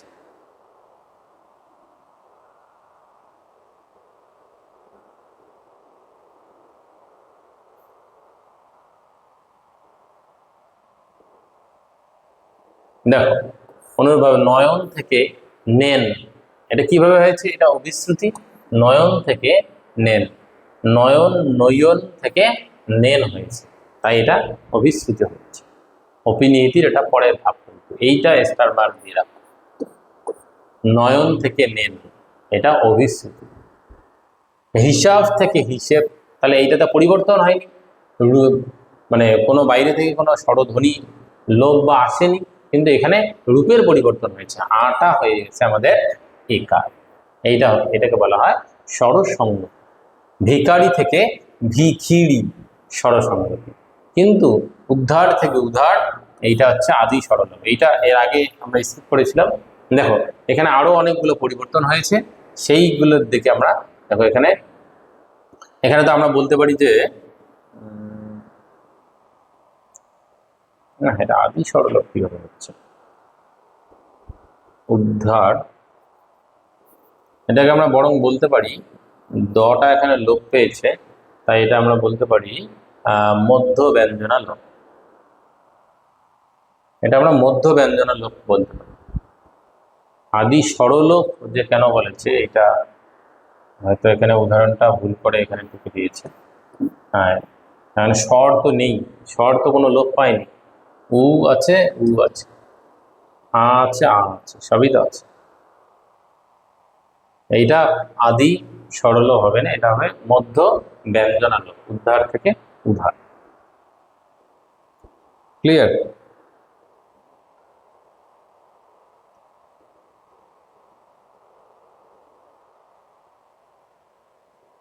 আর যদি দুটো হয় তাহলে আমরা পরে দেখে নেব। দেখো, অলাগু থেকে লাগু, এটা হচ্ছে আদি সরল। কেন? এখানকার যে আটা মানে অটা, এখানে অ ছিল, এই অটা এখানে নেই, তাই এটা আমাদের হয়ে গেছে কি আদি সরল। কিন্তু তোমরা যদি বলো যে এখানে তো বটাও তো নেই, তাহলে বটাও নেই, তাহলে বটা ব্যঞ্জন ধ্বনি, তাহলে সেক্ষেত্রে আমরা এটাকে অন্ত ব্যঞ্জনালোপও বলতে পারি। যদি আমাদের অপশনে থাকে তাহলে তখন আমরা অন্ত ব্যঞ্জনালোপ দেবো। কিন্তু দুটো একসঙ্গে থাকবে না, যে আদি সরল, তাহলে উভয়ই বলে এরকম একটা অপশন থাকবে। ঠিক আছে, তাহলে এটা একই সঙ্গে আদি সরল, আবার একই সঙ্গে অন্ত ব্যঞ্জনালোপ, একই সঙ্গে আবার আমরা বলতে পারি এটা হচ্ছে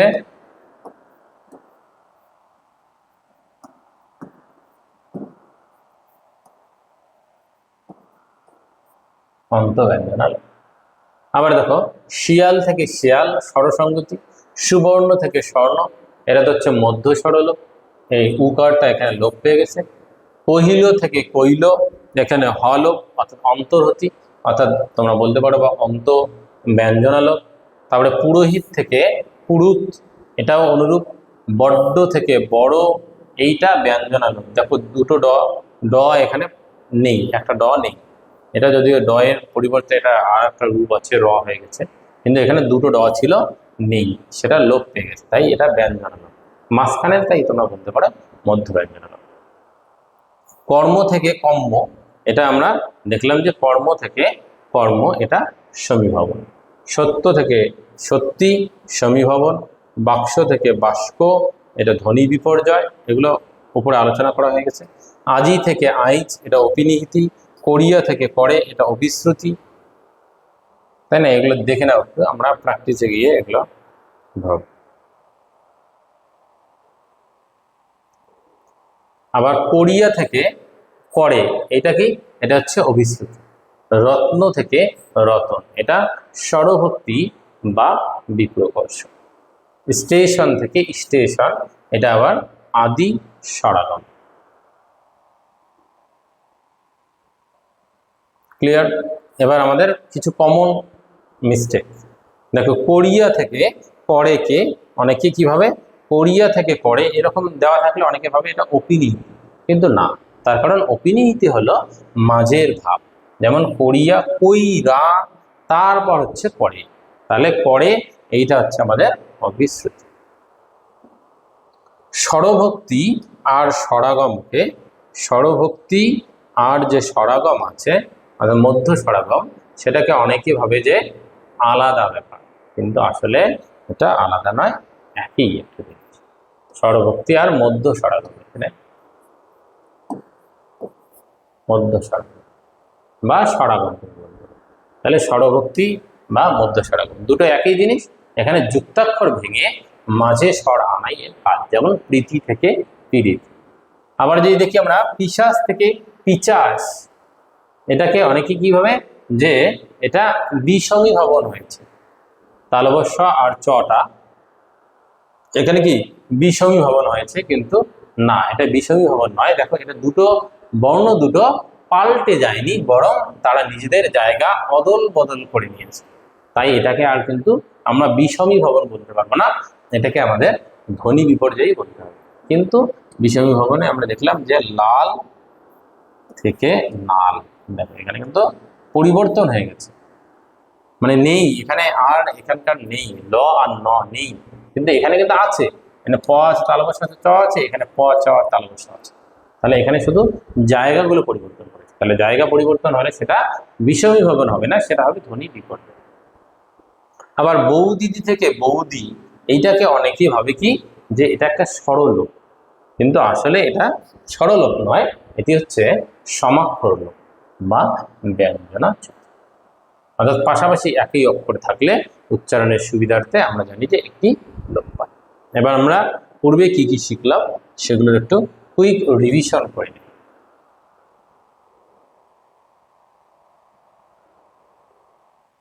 দেখো প্রথমে দেখো রস্যই বা রস্য যদি ঢুকে পড়ে, এবার কিন্তু রিভিশন হচ্ছে, ভালো করে দেখে নেবে। রস্যই বা রস্য যদি হয়, ঢুকে পড়ে কোনো শব্দের মাঝখানে, তাহলে সেটাকে আমরা বলবো অপিনিহিতি। যেমন আজি থেকে আইচ, কালি থেকে কাইল। সাধু থেকে চলিত ভাষা যদি হয়, তাহলে সেটা অভিশ্রুতি হয়। বা তুমি আলাদাভাবে মনে রাখতে পারো যে অপিনিহিতির যে পরের ধাপটা সেটা হচ্ছে অভিশ্রুতি। যেমন শুনিয়া থেকে শুইনা থেকে শুনে, ডিরেক্ট পরীক্ষায় শুনিয়া থেকে শুনে এরকমও আসতে পারে, তাহলে সেটা হবে অভিশ্রুতি। 3 নম্বরে কি আছে? 3 নম্বর হচ্ছে যুক্তাক্ষর যদি ভেঙে যায়, যুক্তাক্ষর যদি ভেঙে যায় তাহলে আমরা সেটাকে বলবো স্বরভক্তি। যেমন রত্ন থেকে রতন, স্বরভক্তির আর একটা নাম কি? বিপ্রকর্ষ। স্বরভক্তির আর একটা নাম হচ্ছে বিপ্রকর্ষ। কিন্তু পরে দেখো বর্ণ যদি জায়গা অদল বদল করে তাহলে আমরা সেটাকে বলবো ধ্বনি বিপর্যয় বা বিপর্যাস। যেমন বাক্স থেকে বাস্ক, তোমার হচ্ছে জানলা থেকে জানলা বা জানালা থেকে জালানা। আবার দুটো বর্ণ যদি একই হয়ে যায় তাহলে সেটাকে আমরা বলবো সমীভবন। যেমন পদ্ম থেকে পদ্ম। আবার একই বর্ণ যদি আলাদা হয়ে যায় তাহলে সেটাকে আমরা বলবো বিষমীভবন। যেমন শরীর থেকে শরীর। ঠিক আছে, এবার আমরা প্র্যাকটিস সেকশনে চলে যাই। এই আমাদের কুইক রিভিশন। আর প্র্যাকটিস সেকশনে দেখবো যে কতটা ঠিক করতে পারতেছে। এগুলো পূর্বের ডব্লিউবি, পিএসসি ক্লার্কশিপ, আইসিডিএস, গ্রাম পঞ্চায়েত ইত্যাদি ইত্যাদি পরীক্ষায় এসেছে। কোথায়? সার্কাস।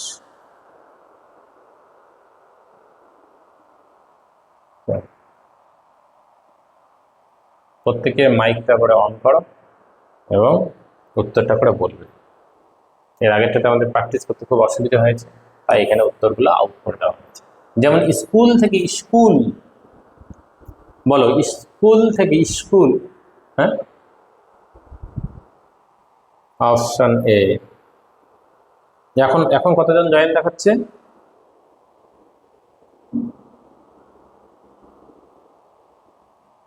তিনজনই দেখাচ্ছে।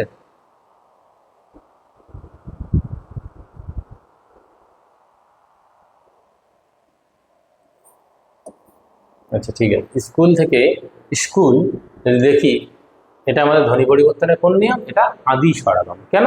তার কারণ এখানে একটা আগে থেকে কি রস্যই এসে বসে আছে, তাহলে একই শব্দের মধ্যে আগে থেকে একটা কি আসলো? স্বরধ্বনি আসলো, তাই এটা হচ্ছে আদি স্বরাগম। প্রথমে এসেছে তাই আদি স্বরাগম। পরে দেখো আজি থেকে আইজ, তাহলে এইটা কি হবে? অভিশ্রুতি, অপিনিহিতি, স্বরভক্তি না? হ্যাঁ, B, option B. Good, very good. অপিনিহিতি। তাহলে আজি থেকে আইজ এটা হচ্ছে অপিনিহিতি। কেন? তার কারণ এখানে পূর্বে যে রস্যই বা রস্যৌজাত যে ধ্বনিটা ছিল সেটা আমরা পরে উচ্চারণ করার পরিবর্তে আমরা আগেই উচ্চারণ করেছি। পরে দেখি, পরে 3 নম্বর দেখো শুনিয়া থেকে শুনে, এটা কি ধরনের ধ্বনি পরিবর্তন?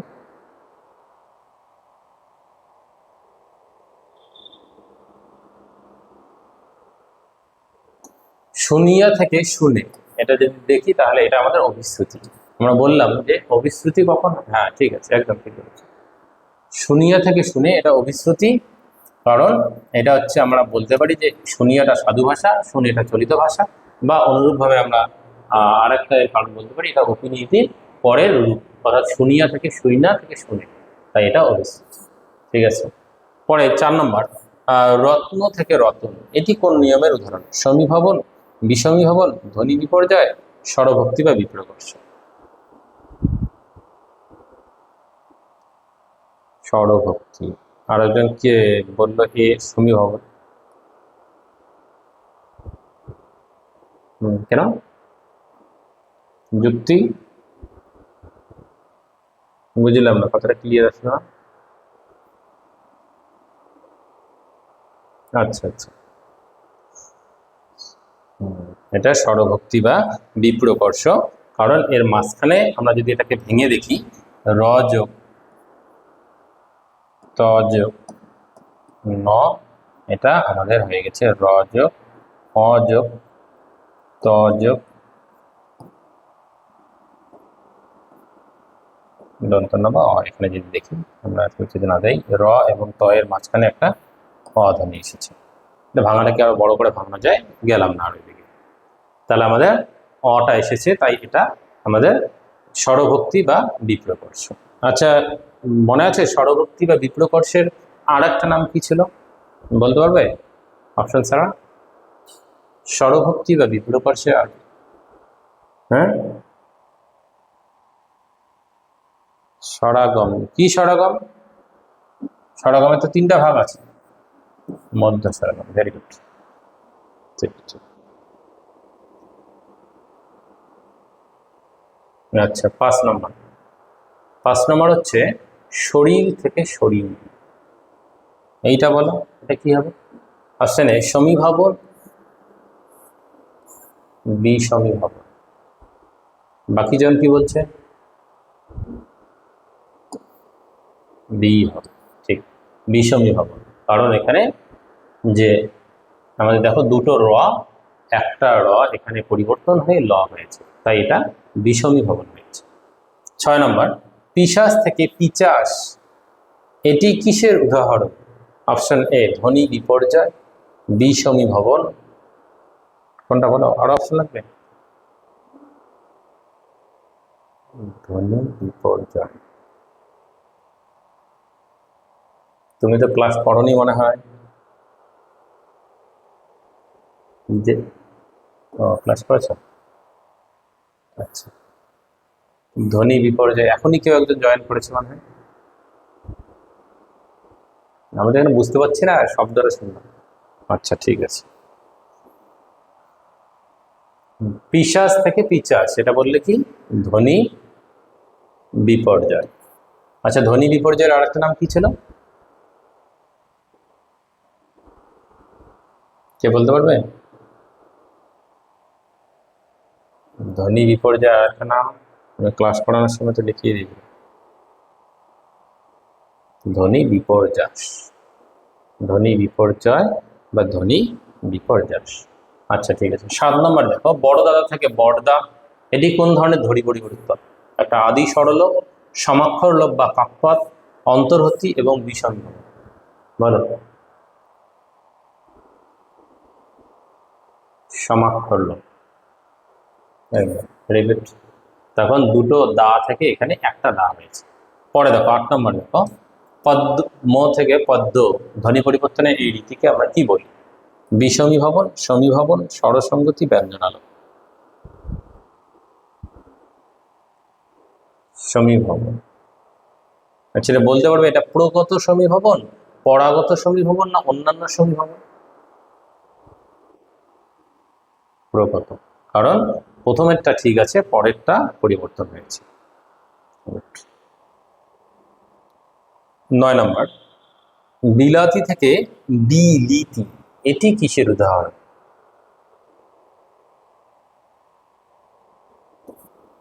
বিলাতি থেকে বিলিতি, অপশন এ স্বরসঙ্গতি, অপশন বি অভিশ্রুতি, অপশন সি অপিনীতি এবং অপশন ডি স্বরবর্তী। বলো, এতক্ষণ লাগতেছে?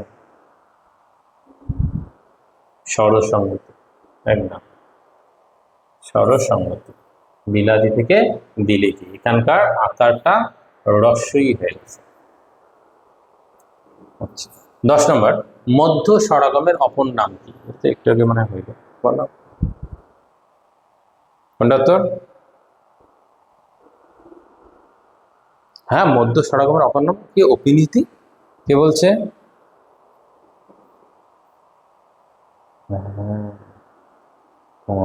দেখে বলো, ঠিক আছে। বিপ্রকর্ষ। ওর আর একটা নাম কি ছিল? স্বরভক্তি। Good, very good. যে অপিনীতি বলেছে আমার মনে হয় না সে ক্লাসটা বুঝেছে, বা ক্লাস ও শুরু থেকে ছিল। আচ্ছা, ঠিক আছে, কোনো অসুবিধা নেই। রিক্সা, রিক্সা থেকে রিস্কা, এবার চেষ্টা করো, পারবে, যে ভুল করেছে পারবে, যে করে তারই তো ভুল হবে। ঠিক আছে, অসুবিধা নেই। বলো, রিক্সা থেকে রিস্কা, বিষমীভবন, ধ্বনি বিপর্যয়, সমাক্ষর লোপ, স্বরসঙ্গতি। তাড়াতাড়ি বলো। ধ্বনি বিপর্যয়। গুড। এখানে সব ধ্বনিগুলো একই আছে, শুধু জায়গাগুলো পরিবর্তন করেছে, তাই এটা ধ্বনি বিপর্যয়।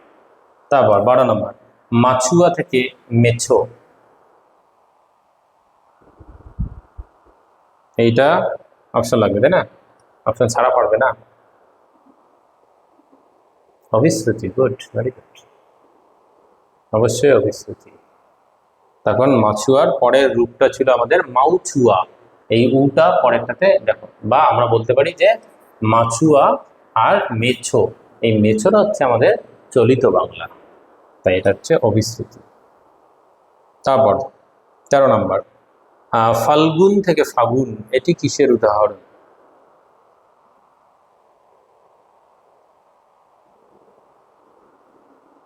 অন্তর হতে। অন্তর হতে আর একটা নাম কি ছিল?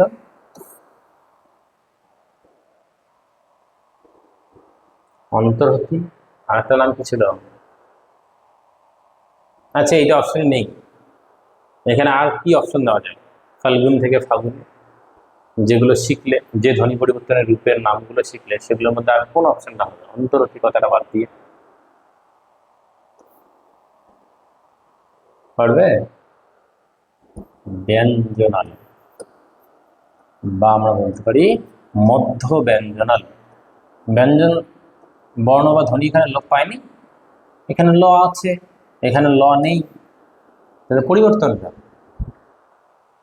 এটাকে অন্তর্হতি বা ব্যঞ্জনালোক, বা তোমরা বলতে পারো মধ্য ব্যঞ্জনালোক। পরে 14 নম্বর, সত্য থেকে সত্যি, এটি কোন ধরনের ধ্বনি পরিবর্তন?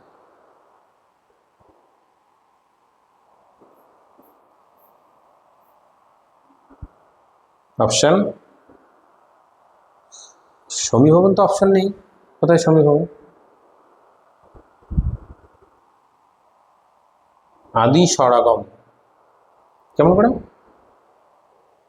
সত্য, সত্যতে যদি আমরা দেখি, সহজ করে একটু ভাবতেছি, অগুলো আর লিখতেছি না, জ, জ, তাই না? আর এখানে হচ্ছে আমাদের স, যোগ ত, যোগ জ, যোগ ই।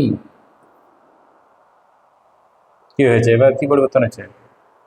এটা ছিল না, এটা ছিল না, এটা এসেছে, তাহলে আমরা এটাকে কি বলবো? অন্ত স্বরাগম। স্বর এসেছে তো, শেষে এসেছে, তাই এটা অন্ত স্বরাগম হবে। ক্লিয়ার? অন্ত স্বরাগম যে হবে, এটা কোনো ডাউট আছে কারো?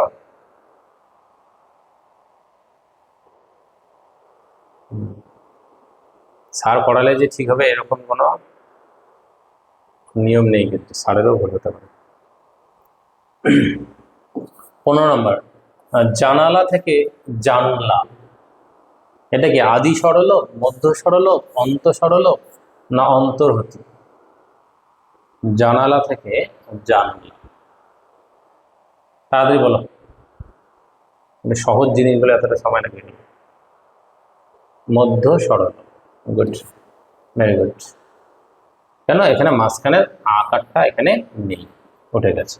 পরে 16 নম্বর, লাল থেকে নাল, ধ্বনি পরিবর্তনে এই রীতিকে কি বলে? সমীভবন, বিষমীভবন? বিষমীভবন। গুড।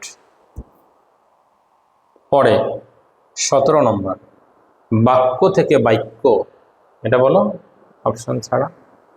অপিনিয়তি, এটা হচ্ছে আমাদের বাক্য থেকে বাক্য, এটা হচ্ছে অপিনিয়তি। অতিরিক্ত একটা রস্যই না, অতিরিক্ত না, বাক্য থেকে বাক্য, এটা অপিনীতি। কেন? বাক্য থেকে, এটা তো অপিনীতি হচ্ছে না।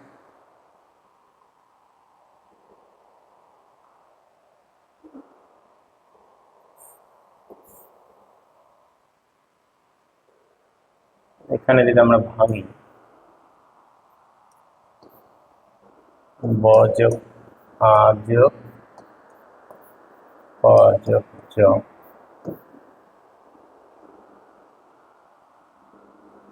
হচ্ছে দেখি বজ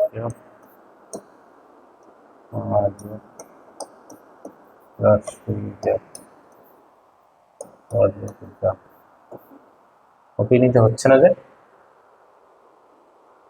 অপিনিত হচ্ছে না।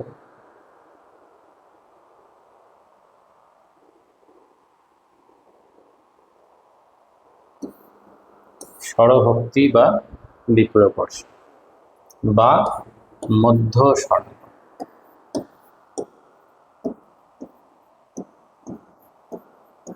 নতুন করে তো আর কোনো মানে স্বরধ্বনি নিয়ে এসে সেটাকে আর আমরা অপিনীতি বলতে পারবো না। একই শব্দের মধ্যে থাকতে হবে। শব্দের মধ্যে তো এই রস্যইটা ছিলই না। এখানে প্রথম শব্দটায় যদি আমরা দেখি তাহলে এই রস্যইটা নেই, তো তাহলে তো অপিনীতি হবেই না। অপিনীতির শর্ত হচ্ছে বাইরে থেকে আমরা কখনো আনি না। আমরা কি বাইরে থেকে আনি? বলিয়া যদি আমরা ভাঙাই, বলিয়া আর হচ্ছে একটা আমরা ভাঙালাম বইলা, যদি ভাঙাই তাহলে বজ সহজ করে একটু ভাঙাচ্ছি, লযোগ রস্যই যোগ অন্তস্থ। আচ্ছা, এটাকে ভাঙালে কি হবে? বজ রস্যই যোগ লজ, তাই না? তাহলে আমাদের এখানেও যা আছে এখানেও তা আছে, সেম থাকতে হবে। এইটাতে কিন্তু নেই। এইটা কিন্তু সাময়িকভাবে অপিনিহিতি মনে হলেও এটা কিন্তু অপিনিহিতি নয়, এটা স্বরভক্তি বা বিপ্রকর্ষ বা মধ্য স্বরাভাব। ক্লিয়ার? অপিনিহিত নয় কিন্তু।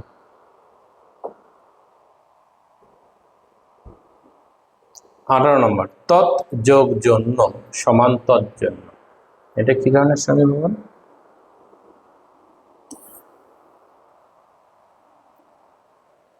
পরাগত সমীকরণ। আর বাকি পরাগত কেন? তখন পরেরটা আমাদের ঠিক আছে, আগেরটাই পরিবর্তন হয়েছে। পরেরটার প্রভাবে যদি আগেরটার পরিবর্তন হয় তাহলে অবশ্যই সেটা পরাগত সমীকরণ হবে। ঠিক আছে। 19 নম্বর, ধর্ম থেকে ধম্ম, এটি কিসের উদাহরণ? প্রগত সমীভবন, পরাগত? প্রগত সমীভবন।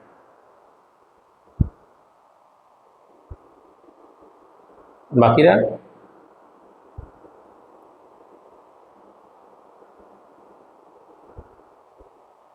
প্রগত থেকে পরাগত।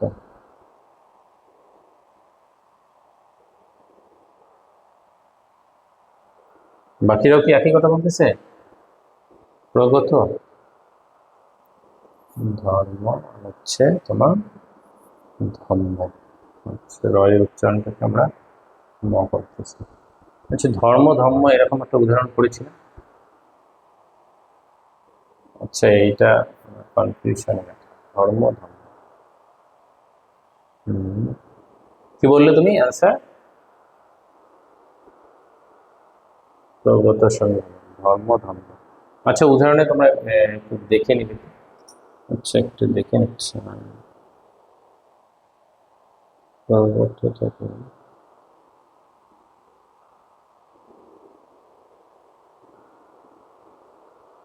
উত্তর অনেক দূরে চলে গেছে, এখন দেখা সম্ভব না। ঠিক আছে, এটা প্রগত বা পরাগত যে যেটা বলেছ একটু দেখে নেবে তোমরা। পূর্বে আলোচনা করা হয়েছে, আমার এখন মনে পড়ছে না সঠিক।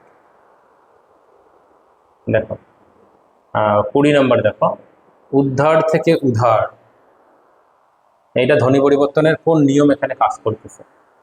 উদ্ধার থেকে উধার, আদি স্বরলোপ, আদি ব্যঞ্জনালোপ, সমাক্ষর লোপ নাকি সমীহব?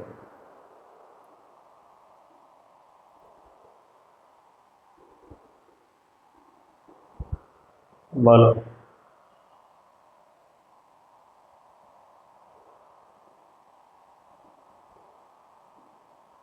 এইটা কিন্তু একবার আমরা স্কিপ করেছিলাম।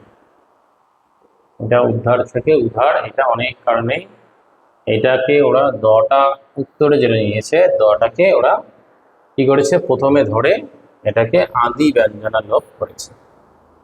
ডটা উড়ে গেছে, তাই ওরা আদি ব্যঞ্জনালোপ করেছে। আর বাকি এখানে আদি স্বরলোপ হচ্ছে না, সমাক্ষর লোপ, সম অক্ষর নেই, আর সমীভবনও হচ্ছে না। তাহলে অপশন আমাদের এটাই দিতে আছে, এটাই করতে হবে, আদি ব্যঞ্জনালোপ। ঠিক আছে, অনেক সময় বাকি অপশনগুলো আউট করে করবে যদি এরকম হয়, এটা হচ্ছে কনফিউজিং একটা জায়গা।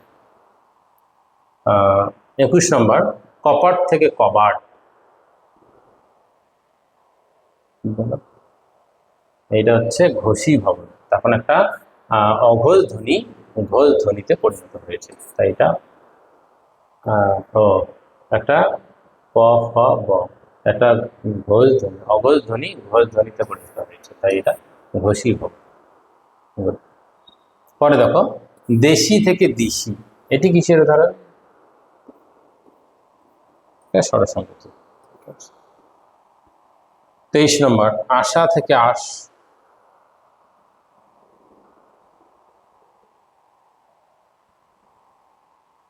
আচ্ছা, আদি স্বরলোপ, মধ্য স্বরলোপ, অন্ত স্বরলোপ, অন্ত স্বরলোপ। মনে হয় কেন অন্তই, এখানকার আটা নেই, এখানকার আটা নেই।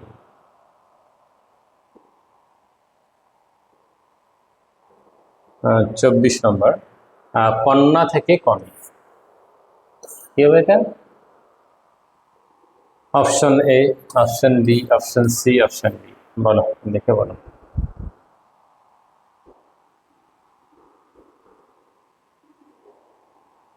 অপিনীতি অবিস্মৃতি, ইয়েস, এটা পরের রূপ, তাই অপশন এ হচ্ছে সঠিক। তারপর আজকের শেষ প্রশ্ন, গ্লাস থেকে গেলাস, এটি কিসের উদাহরণ? এটা স্বরভক্তি বা মধ্য স্বরম। গ্লাস থেকে গিলাস, আর বাকি কিছু হচ্ছে না।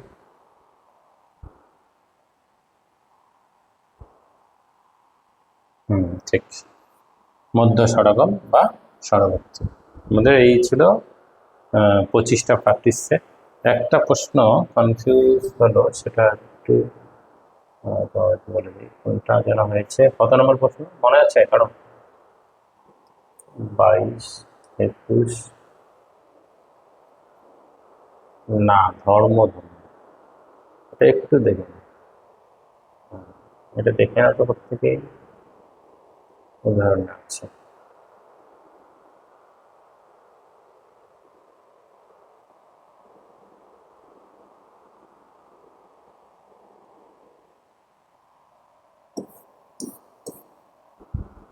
ঠিক আছে।